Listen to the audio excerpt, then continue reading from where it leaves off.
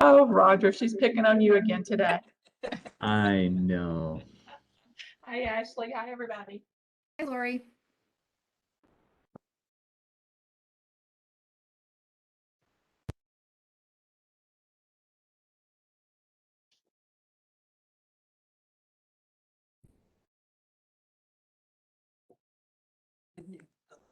I, I don't know why it doesn't send it to you.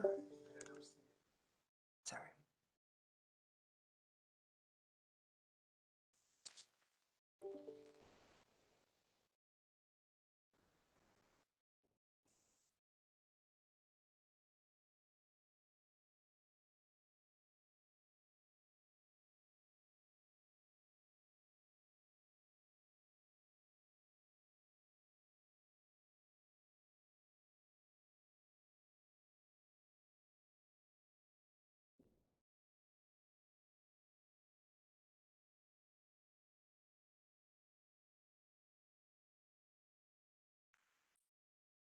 Judy, you want me to help go through some of your emails for you? I know, I'm sorry, I'm getting it off of there. I don't usually run through this stuff, you know. I am the behind the scenes technical person, and I really rock that section of my life. We have the guy with the wonderful voice who's the MC person, you know. Oh, are you sharing yours now?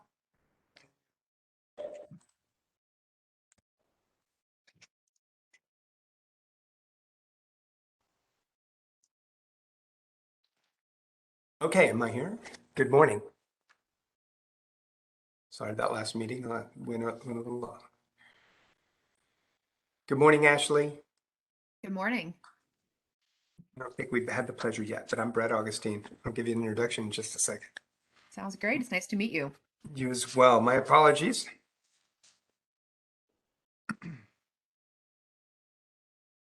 If everybody's ready to get started, how many people have joined already? You want to give them a little more time, or would you like to go ahead? Okay, we'll let them straggle in then. Good morning. My name is Brett Augustine. I'm a recovery business advisor for North Central Texas Small Business Development Center, a leading provider for assistance for small businesses. We are grant funded, which allows us to offer services at no cost. And we're happy to have this morning, as we're going through, Miss Ashley Cook. She has 13 years of sales and marketing analytics, as well as shifted into serving small business owners. Developed a copy of multi-million-dollar brands, social media influencers, and small startups. She's a copywriter as well as a copy coach. We're happy to have Miss Ashley Cook. Thank you so much, Brett. All right, were there any other slides before I hop into mine? No, ma'am. We're happy to have you. You can jump right in and go ahead and begin yours sharing. Let's rock and roll.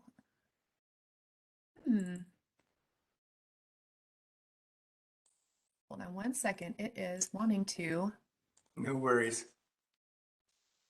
not pick up the screen. Oh, here we go.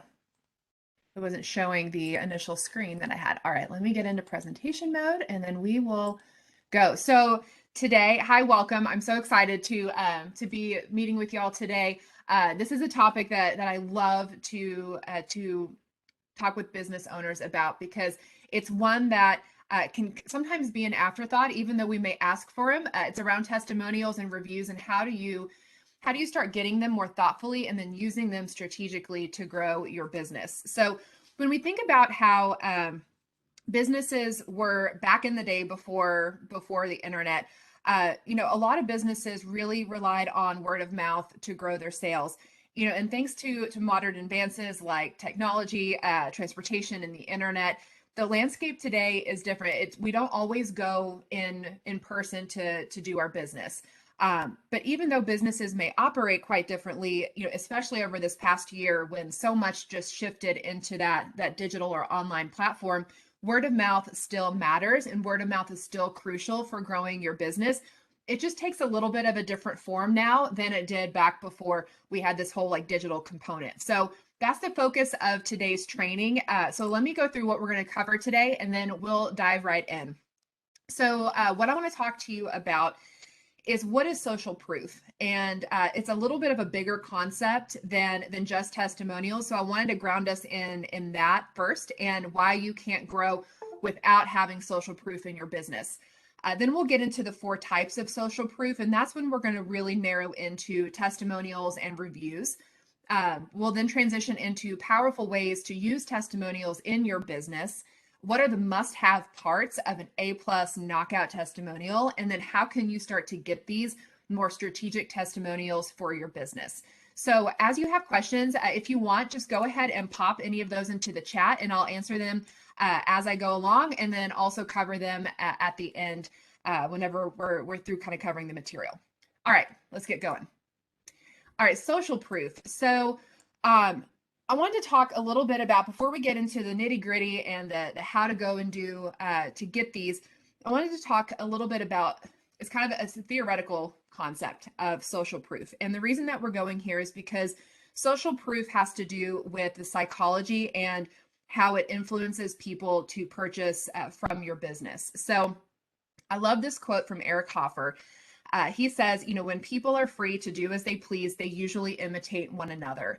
And so there's a psychologist named oh my gosh, I can never say his last name, Cialdini, who really made popular this theory of social proof. He calls it the social proof theory. And basically what he says is that we determine what is correct by finding out what other people think is correct. So if, kind of said in a little bit of a different way, people will view an action as being the right action to take in a given situation if they see others, the more that they see others doing that same action. So, so some examples are, if you look on your toothpaste bottle or like your toothpaste package, and you see 9 out of 10 dentists recommend. Or if you ever have gone into a restaurant and you've seen, 400 happy customers have voted us the best, whatever. And drop this in the chat. I'd be curious to know how many of y'all remember this, like the great gas shortage of Thursday, like back in August 2017, where we heard that there was going to be a gas shortage and like everyone flocked to the gas stations, and it was crazy. That was a crazy time. And I think it took me a couple of days to get gas myself. But I remember people like breaking out in fights at gas stations, like fighting over gas. Even if you think of like a more recent shortage, think of last year and the toilet paper shortages that we had. That had a few different psychological elements at play. It had, like the principle of scarcity and, being in this period of uncertainty and fear. And those are very powerful motivators for purchase. But it definitely tied in this concept of social proof, where many consumers thought that hoarding and gathering toilet paper in their homes was okay and correct because they saw so many other people doing it, and they didn't want to miss out on that for themselves. So it's a powerful dynamic. Social proof is a powerful dynamic that we see play out in our businesses and our everyday lives. A couple of other examples to see, it's kind of one of those when you start to open your eyes to this idea of the power of other people's influence, you see it everywhere. So if you've ever gone to a nightclub or a restaurant and there have been people who are wrapped around the building, you think, oh, that place must be great. Or like, wow, I want to go and check that out because there's a line wrapped around the building. I think that happened with over in Denton, Texas, there as a Hawaiian Brothers, like a new restaurant opened. And I remember driving by and seeing like lines out the door. And I'm like, what have I missed? And it made me want to go because surely it must be great. Another real life example is, how a little boy might get over his fear of dogs because he's watching other little kids play with dogs in a very happy, kind of safe way. So that might give him the courage to go and play with dogs. Or let's bring it into our home.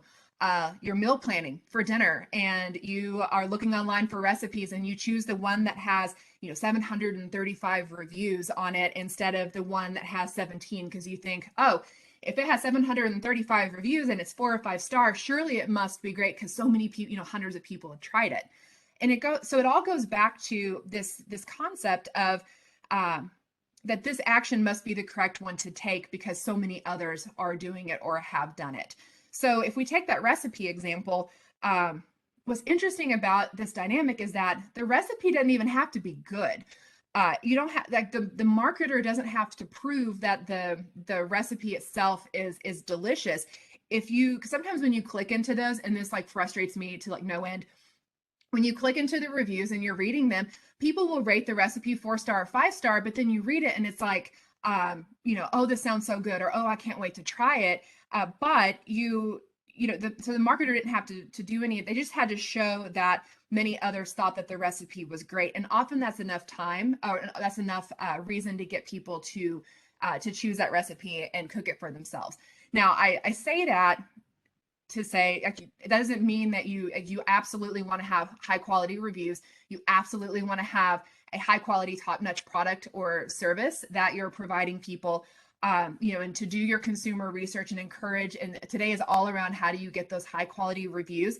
I give those examples to highlight just the power of the influence of other people on purchase decisions, and why social proof is so important for your business. So if we start to take like, okay, that's great, all these everyday examples, like it's really important to have, it's a really powerful dynamic. It influences me, it influences you, but how does this actually make a difference in your business? What I want to focus in on is why it matters, like for you and in growing your business. So social proof will tell your prospective customers or your clients that your business is legit. It's a legit business, that what you offer works, and it helps answer the question for them whether or not it's a good fit. So when people are shopping around for whether it's an insurance agent, or they're looking for a restaurant, or they're looking for a health coach or a fitness center, they're looking at those recommendations and reviews. They want to see who has used the product or service before them, how it worked for them, what their experience was like, and what their results were before they even will pick up the phone and call you. So there's a lot of like stealth mode investigation that goes on with your customers beforehand. So that's why, when you go on vacation and you see, your hotel at check-in, it'll say, have like a little placard that says, leave us a review on TripAdvisor, or a restaurant that encourages you to leave a review on Yelp. It's because of this powerful dynamic. It does amazing things. Reviews and testimonials are amazing things for your business. But the stats don't lie, right? Like, so if we get into the details of the numbers, 9 out of 10 people will regularly or occasionally read reviews online. So your prospective customers, the vast majority, almost all of them, are checking out your reviews. 8 in 10 will ask for the referrals or recommendations from others, from their family or friends, before they will make a purchase. So people are wanting to, like, they're seeking out that validation and that encouragement from others. And 84% will trust reviews as much as they will personal recommendations. So that's a great thing for you, because you don't have to rely on making sure that every friend and family, like in your area of a potential customer, like has a touch point with you. People will trust their family and friends as much as they trust the reviews that they read online. So the goal here is to start building up your reviews and your testimonials online. So in short, social proof brings your business more sales. So what I want to do now is really go into the 4 different types of social proof for your business. And I'll go into each of these 4, and then really we'll start to hone in on what are the more on about the testimonials and the review piece. So, because using when it comes to social proof, it does go beyond more than just reviews. So the first one I want to talk about is around awards and accolades. So think about if your business has won an award or received an achievement, or if you've been recognized in your community for something. Maybe you were ranked as a top vendor or a business in your industry. If you have, show it off. So whether that is, best of Denton County, an award-winning chef, you're featured in Dallas Morning News, maybe you're top 40 under 40, or your top rated business of 2021, whatever that is, make sure you put those awards on your website, on your social media. Make sure that you are bringing that visibility. I know it can sometimes be hard because you're feeling like you're bragging, but people need to see that that you stand for excellence, and that's an awesome way to do that because you're being recognized by your community as a business that stands for excellence and has the highest of quality in your area. But this also goes beyond awards. So if you've received a certification, make sure that you put that. So if you're a health coach and you've gone through additional credentials, or you're a mindset coach, and let's say you've been through, I don't know, like a Tony Robbins certification program or something that really is a wonderful achievement and you've been certified for it, make sure you call that out too, because that will help to reinforce that you're about integrity, quality, and that you're always looking to up your game up and continuously improve your business. So the thing about showing that is that it's so appealing for your customers to see, because it removes that barrier for them of, will this work for me? And is their product worth handing my hard-earned money over?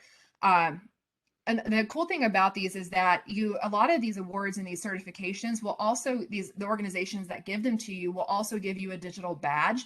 So make sure that you put those, take those badges and put them on your website. You can put them on your homepage, just plant them right there on your homepage, or put them in the footer of your website so that whatever page they go on, people will see that's on there. And then whenever you get those awards, make sure you also call that out on social media. If you want to run a special around it, you send it out on an email if you have an email list. There are different ways that you can promote that across your different forms of copy or of marketing that you send out. All right, so the next one is around case studies. So we'll get into the testimonial and reviews here in a minute, but the case studies are an expanded version of that. So when you do case studies, and this won't work for every business, like type of business out there, but for the ones that it does work for, they're really powerful. But you want to do case studies when you have a super satisfied customer that you've had some kind of awesome experience with. Sometimes these are called customer stories or customer success stories, but basically they are an expanded or longer version of that quick 1 or 2 paragraph blurb that you might get from a testimonial. So it's a deep dive really into how the happy customer and you or your business have worked together to achieve an awesome, like, transforming result. So if we break this into an example, let's say that you own a yoga studio and you have a student who signed up and they did a month-long pass, and they came in and they were totally transformed by that month that they went in, that they were going to yoga classes at your studio.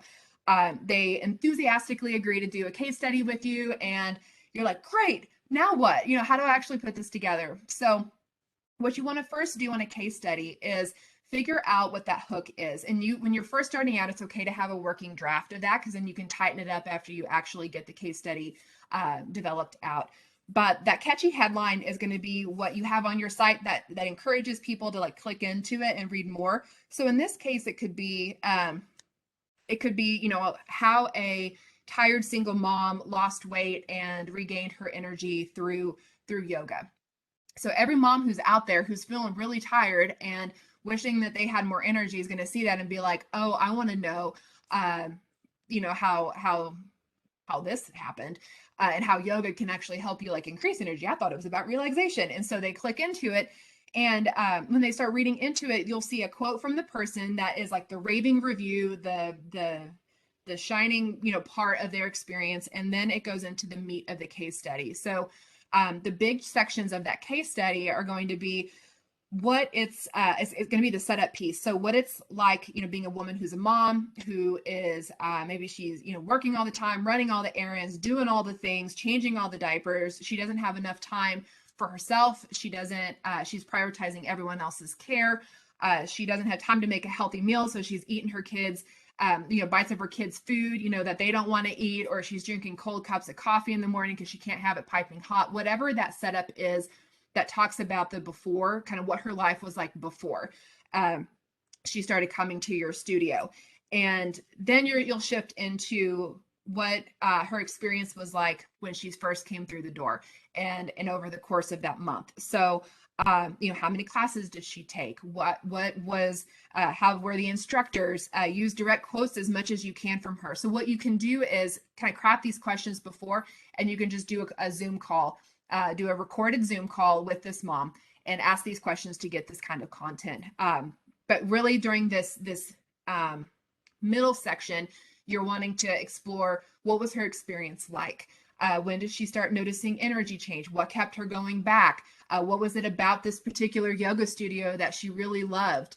Because then what you're going to want to do is transition into the results section of the case study. So you've already had the catchy headline, the quote, you've had the setup, you've had what the experience is like, and then the power part is the results or the transformation that she experienced. So what all changed in her life? Okay, so maybe she trimmed up some, maybe she improved flexibility. How much weight did she lose? How much muscle did she gain? How much flexibility did she have? What was her stress levels like? How is she able now to move throughout the day? What is it like to prioritize yourself? Even taking an hour a day for a tired mom to pour into herself. How is her sleep improving? How is her relationship with her kids? Start asking all these different things, not just about, the direct results, but how what you offer, at this yoga studio translates into her relationships, her work, her how she kind of moves about her day. And what this does is it creates that compare and contrast with the before state and then the after state, and gives those tangible, specific results that people can hold on to. Because as your potential clients are reading these, they're going to start seeing themselves in this. They're going to read that and be like, I want to have that. I want to be able to sleep well at night. I want to be able to have sustained energy throughout my day. I want just some time for me. I want to have, improved flexibility. I want to be able to not feel like tired and tense all the time. Things like that. They're going to start reading their own story into the results. And then be sure, and this is probably one of the most important parts of your case study, is end it with a call to action. So, it's great and all that that you wrote this amazing case study, but you got to tell your readers what to do next. So you could end it with, kind of a wrap-up statement that talks about how much of an honor and a pleasure it was to work with this tired mom, on her journey. And this is just the beginning, and transition that into an invitation for your reader to come in and take a free class and say, I know that this can do amazing things for you. If you're ready to get energy back in your day, and just carve out some much needed time for you, come in and join a free class. Here's how you can do that. And then have a link to where they can book that free class, or, call you, whatever it is for them to book that call. Make sure you end your case studies with a way for them to take that next step in working with you. So when you have a case study, you can show this off in a couple ways. You can have it as a web page on your website. You can have it as a downloadable PDF if you want to collect email addresses. You can have that as a way for them to download and read. You can also promote it on your social media. So it's kind of a lot to just have as a post. So a couple of options for that would be to break it apart into little mini posts throughout the week. So like Monday through Friday, you can kind of create kind of a story thread through it. You can also upload the video to social media if they have your permission, and it's one that that it works to have it posted out as a video on social media. There's just a number of different ways that you can do that. You can also tease it out in a couple of posts and drive them to your website to read, more details on that. You can create that clever hook on social media to drive them over. But that's a powerful way that you can also build that social proof in a more detailed kind of fashion. Okay, so customer love is a third type of social proof we're going to cover. So this one is a much shorter little snippet. It's not as intense as a case study, but it's still feeling that customer love all the same. So what is customer love? So I love seeing these unfold, and usually they unfold. I see them on social media, but occasionally I'll see them through email too. But these are when you get those little snippets of praise online. So this could be, or like, either on social or your email, or some way you have a customer who's just singing your praises in just a little quick little quick blip. So that could be a customer shooting you an email, thanking you for being so thorough and so helpful, and giving them an insurance quote that they actually understand, because insurance can be really complicated. So that's a wonderful, just a little 2-line email. It could be maybe a dad tags you on Instagram, and he's, raving about the amazing time that he and his son were able to have out on the lake after renting equipment. Maybe they rented some kayak equipment from you. Or it's a happy diner that tweets about this delicious pad thai that they had at your food truck.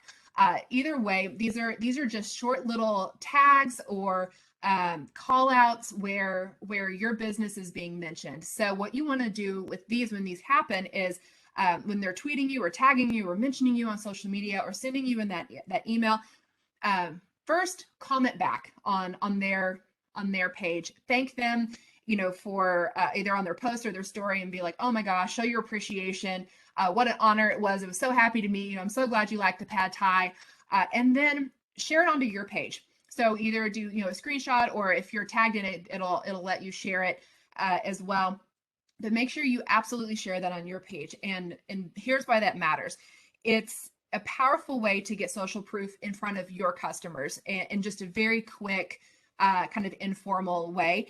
It's one of the biggest concerns I think that I've been hearing quite a bit recently from business owners is they don't want to sound salesy. Like, you don't want to come across as always pushing your business, or pushing the sale, or sounding forced and trying to convince people to buy from you. Well, these little tags and social proof, that's a way for you to be able to promote your business without being salesy. So people are expecting you to be the big cheerleader of your business, but when others are the cheerleader of your business, it's so much more powerful because it's more objective, and it comes across as less biased, and therefore just inherently more trustworthy. So make sure to not forget that customer love, and absolutely acknowledge what they say, and then share it on to your page as well. I've seen some business owners where they'll screenshot that, and especially I've seen this a lot with newer business owners where they're starting to collect some of those. They're trying to collect their testimonials, but they're just kind of getting their feet up from under them, having those as screenshots for like a little mini reviews that they can pepper on through their site or their sales page, or whatever it is that they're on their site that they're creating. So that's one way to start building up your testimonials too.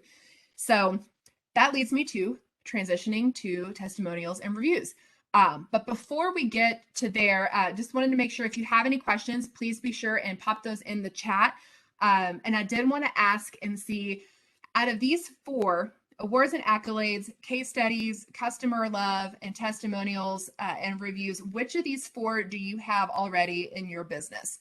And which ones do you think that you could improve upon? So drop those in the chat as well. I'd love to see kind of where you're at with that. So testimonials and reviews. Well, let me pause for 1 second. Were there any questions? No questions, but there was just the comment there that they have all 4, but of course we can do more always, because sometimes you're not focused on that. I get that completely. So it's one of those things where you may have already set it up to where you have it and it's there, but it's from 2019. It's like, oh, well, that's not very current, Yeah. But this is great. Yeah. That's a great point, Brett. And I love that this person has all 4. And that's fantastic. But you bring up an awesome point about making sure that they're current. This is not just a one-time activity that you're one and done, and you're like, okay, I have enough testimonials, I'm good. And I do this too, and I know others do when they look at reviews, how out of date, like how far back in time were they? Because sometimes management changes, sometimes processes change, sometimes especially if it's a restaurant, like chefs change, servers change, there's turnover that happens, that just happens naturally in the course of a business. And sometimes if you don't have recent reviews, it can actually, especially like on Google or on Facebook, it can trigger the question in people, are they still in business? And you never want to get that question in a person's mind. You always want to make sure that you're having relevant, timely content. And so whether that's refreshing your website, or maybe changing out the pictures, or just making sure you're consistent on social media, but especially continue to gather those reviews um, and make sure that those get uploaded to your site and changed out, because you want to stay fresh, you want to stay current, especially, gosh, over this past year and a half where things just keep changing like every day, it seems. You want to make sure that your information and your presence online just stays right up to date with everything else. So that's a great point. And even if you have these 4 types of social proof already, you can always improve the quality of what you have, because it's not necessarily just about the quantity on social proof, though it is about quantity absolutely helps. You also want to start upping your game when it comes to quality. And that's what I want to dive into next on the testimonials and the reviews. So what are some powerful ways